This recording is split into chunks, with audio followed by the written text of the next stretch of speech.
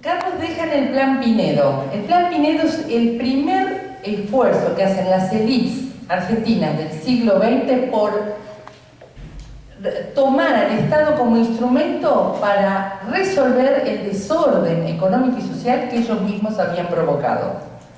Cuando Pinedo presenta este plan en el Congreso de la Nación, se lo rechaza resolver el desorden económico y social que ellos mismos habían provocado. Cuando Pinedo presenta este plan en el Congreso de la Nación, se lo rechazan las élites agrarias, sobre todo, porque él estaba proponiendo la industrialización. Y son sus propios aliados en el Congreso los que no le toman el plan Pinedo, el plan de industrialización. ¿Qué ocurre en este plano? Lo que empieza a descubrirse que el plan de trabajo, de acción de un Estado, depende claramente del poder real. Y evidentemente adentro de su propio equipo, su propio grupo de poder que tenía el poder del Estado, ese mismo grupo es el que no le da un poder al interior de ese grupo al Plan Pinedo. Es la primera aparición de Raúl Prelich, una figura que va a ser central en la planificación de la Argentina a lo largo de muchos años. ¿Quién irrumpe para decir esto es un problema de poder y vamos por el poder? Irrumpe el pueblo a través de su diálogo en la plaza del 17 de octubre con su líder Juan Perón. Es ahí donde se rompe esta suerte de hegemonía de las élites que ni siquiera entre ellas mismas se ponían de acuerdo cómo arreglar el desorden económico en el que habían caído. Cuando aparece el peronismo, recuerden ustedes que Perón le pide a los generales que se llame elecciones. Él quería tener ese poder, el poder de la democracia, el poder del pueblo, para hacer lo que él venía a hacer. Y lo que él venía a hacer, en los términos de nuestra materia, digamos, la materia de este seminario, es planificar un nuevo proyecto de país, o sea, tener un nuevo proyecto de país y generar una planificación acorde. Por supuesto que él venía de la tradición militar, de la tradición bismarckiana, de la organización jerárquica vertical, también venía del cientificismo, de la ciencia militar, él tenía formas de programación ya aprendidas. Ustedes recordarán que la carrera militar era una carrera de las élites, era una carrera donde se estudiaba mucho estrategia, planificación. Él toma todos esos elementos para generar el primer y segundo plan quinquenal. Pero yo me voy a detener en estos minutos, todos ustedes pueden encontrar muchísimo material sobre el primer y segundo plan quinquenal en internet, pero me voy a detener en la presentación que Perón hace del segundo plan quinquenal, cuando lo presenta frente al Congreso. Él dice, el primer plan quinquenal fue demasiado técnico, el pueblo no lo comprendía. En este segundo plan quinquenal me voy a dedicar a la comunicación. Me voy a dedicar a que se comunique, a que haya cuadernillos, que llegue a cada barrio, porque, y dice en su discurso, nadie hace lo que no conoce. Él empieza a preocuparse porque ese cientificismo militar que él había puesto, tan propio de la época, había puesto en el primer plan quinquenal, no enamoraba. Enamoraban sus discursos, enamoraban sus plazas, pero no el plan. Él pone esto en marcha para el segundo plan quinquenal, pone en marcha todo un aparato de comunicación de este segundo plan quinquenal, pero empieza a quebrarse, y se quiebra definitivamente, la idea de que los planes son un tema técnico o son un problema científico. La planificación del gobierno es un problema político. Y esto él lo intuye en estas palabras de aquella presentación del segundo plan quinquenal. Y es ahí, en ese quiebre donde él se da cuenta de lo que está pasando, es ahí donde él, en su intuición, logra decir, los planes escritos, todos los documentos de los planes están en los despachos de mis ministros. Él ahí, sin saber, está haciendo la diferencia entre plan y programación. Entonces, para nosotros, proyecto político es lo que enamora, es lo que apasiona y son las convicciones profundas de un pueblo acerca de su futuro. expresadas en líderes de cada momento, en una dialéctica con un líder sujeto individual o sujeto colectivo. Ese es el proyecto político. El proyecto luego empieza a expresar planes de gobierno.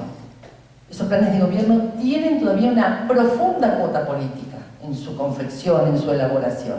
Son grandes lineamientos. Lo que vamos a hacer en un día a día y las obras que vamos a hacer, las obras de infraestructura, los programas de salud, los programas de educación, son programas. Y como dice Perón, están en los despachos de los ministros y tienen una elaboración técnica que no es la que le da alma. Lo que le da alma al programa es el proyecto político y las grandes líneas de gobierno. De hecho, Daniel García Delgado empieza a hablar en las últimas décadas de, no hablemos de planes de gobierno, hablemos de agendas de gobierno, algo que sean ejes, grandes ejes, que es aquella intuición de Perón. Con el derrocamiento de Perón y con la aparición de la revolución fusiladora, se dejan de lado estas planificaciones que reaparecen en el mundo occidental a partir, que tiene mucho que ver con la Segunda Guerra Mundial, con la necesidad de reconstruir a Europa con el Plan Marshall, empieza a aparecer la idea de los planes de desarrollo.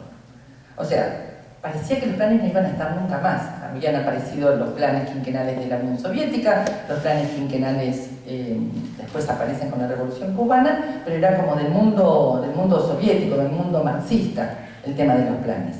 Pero la reconstrucción de Europa después de la guerra demuestra la necesidad de que el Estado siga planificando, y aparecen los planes de desarrollo, que es una propuesta que le hace Estados Unidos a América Latina frente a la amenaza de la Revolución Cubana. Cuando la Revolución Cubana aparece a las puertas del gigante y aparece con sus planes quinquenales, algo que hay que hacer con América Latina. Y es el presidente Kennedy el que le da forma a esta ayuda, y es el Tesoro de Estados Unidos el que financia la redacción de planes de desarrollo en toda América Latina. Y aquí en Argentina, Álvaro Alzogaray tuvo que redactar un plan de desarrollo. Es en ese contexto que se produce en el año 1961, ayúdame Carlos, se hace la reunión se reúne en Punta del Este el conjunto de países convocados por la OEA, y aparece la constitución de la Alianza para el Progreso para el financiamiento de estos planes de desarrollo. Allí hay un famoso discurso de Che Guevara, que los invito a leer, donde dice: son espejitos de colores. Otra vez ustedes vuelven a comprar espejitos de colores, les están dando plata para tenerlos atados y dependientes. Y esto que Che Guevara dice como discurso político, se plasma en un documento de la CEPAL del periodo, que también le invito a leer, que es Dependencia y Desarrollo en América Latina, de Enzo Faleto y Fernando Enrique Cardoso, aquel Cardoso de los años 60, que dicen: no, discúlpenme, estos planes de desarrollo son planes para tenernos más o menos contenidos, pero el mundo central, los países centrales, el centro, como le decía Raúl Prebisch, el centro necesita que la periferia siga siendo periferia, si no la ecuación no les da. Hay centro porque hay periferia, y ahí ellos hacen la ruptura epistemológica, conceptual con su maestro, que era Raúl Prebisch. O sea, se produce una ruptura en la CEPAL entre las teorías centro-periferia, la teoría central de Raúl Prebisch. ¿Qué decía la teoría central? Perdón que me desordené. La teoría de Raúl Prebisch decía: la periferia tiene que generar planes de desarrollo para parecerse al centro. Tiene que acelerar el proceso de industrialización que Europa vivió, lo logró a lo largo de décadas. Hay que acelerar la industrialización para que la periferia logre ser como el centro. ¿Qué le responden sus viejos discípulos, Faleto y Cardoso? Estamos hablando de década del 50, principios de la década del 60. Dicen: no, Raúl Prebisch, hay centro porque hay periferia. Sin una periferia dependiente, proveedora de materias primas, no hay centro. Y es ahí donde los planes de desarrollo pasan a ser una amenaza para Estados Unidos y ganan los halcones. Y este tema relaciónenlo con el asesinato de Kennedy. Relaciónenlo, porque tiene que ver, porque no casualmente después aparece el periodo de los golpes de Estado en América Latina y la interrupción del periodo del desarrollismo o de los planes de desarrollo. O sea, las palomas son literalmente asesinadas y ganan los halcones en el gobierno del patio trasero de Estados Unidos.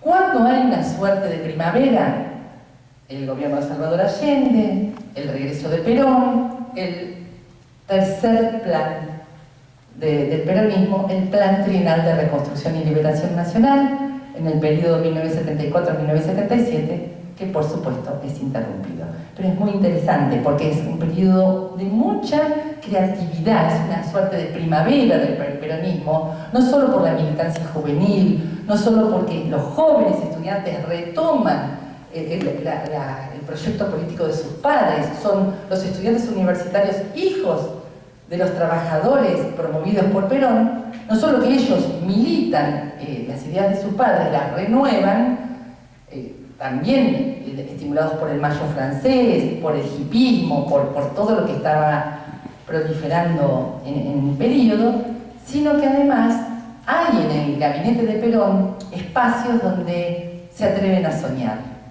Y es entonces que aparece el Plan Trienal en el Ministerio de Economía de Helmar, a través de lo que es el trabajo de Alejandro Rothman, hoy integrante del Instituto Patria, de Benjamin Hoppenheim, de Orlando D'Adamo, que generan el Plan Trienal, y mientras tanto en la Secretaría General, el coronel Damasco sienta las bases del modelo argentino por el Proyecto Nacional que presenta en el año 1974, en la apertura de sesiones, Perón en el Congreso.